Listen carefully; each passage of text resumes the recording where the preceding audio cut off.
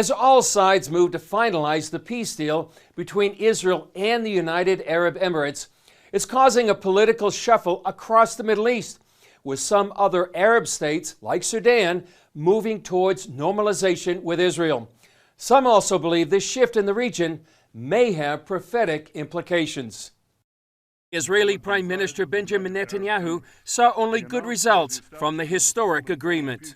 Peace is a good thing, and this peace unites two of the most advanced economies in the world, Israel and the United Arab Emirates, and two of the most moderate. We're fighting Iran and the radicals who are trying to overthrow the entire order in the Middle East, subjugate people, propagate terrorism. So this is good for peace, good for security, good for prosperity. I think it's good for the United States and good for Israel. But not everyone in the region agrees. Iran flat out condemned it. The Palestinian Authority called the UAE traitors, and President Erdogan threatened to break off diplomatic relations with the United Arab Emirates. Exact suspects that you would expect to hate this deal. Best-selling author and Middle East expert Joel Rosenberg tells CBN News Turkey's reaction to the peace deal is revealing. Why is that interesting? Because Turkey has a relationship. They have full normalization with us here in Israel. So the idea that the would-be Sultan of Turkey is condemning a Muslim state for creating a full normalization with Israel that he already has, it's ridiculous and it's hypocritical.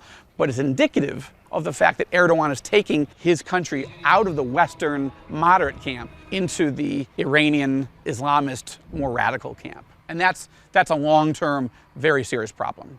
Rosenberg also believes this Abraham Accord has prophetic undertones. We watch in the book of Ezekiel, chapters 38, 39, what's known as the eschatological future war of Gog and Magog, is the Arab states being very calm and quiet towards Israel. Israel reconstructed, peaceful, prosperous, calm, secure, and then a Russian-Iranian-Turkish alliance forming against Israel. The Bible talks about a confederation of nations, including Put, Cush, Persia, Magog, Gomer, and Tubal coming against Israel. Now, I'm not saying the war of Gog and Magog is imminent. I'm saying is the trend lines of peace in the Middle East with a Russian-Iranian-Turkish axis. This is exactly where we're heading. This is the trajectory, and it's something that should cause all Christians to watch carefully and to continue to pray for the peace of Jerusalem. President Erdogan and Iran both have their sights set on Jerusalem.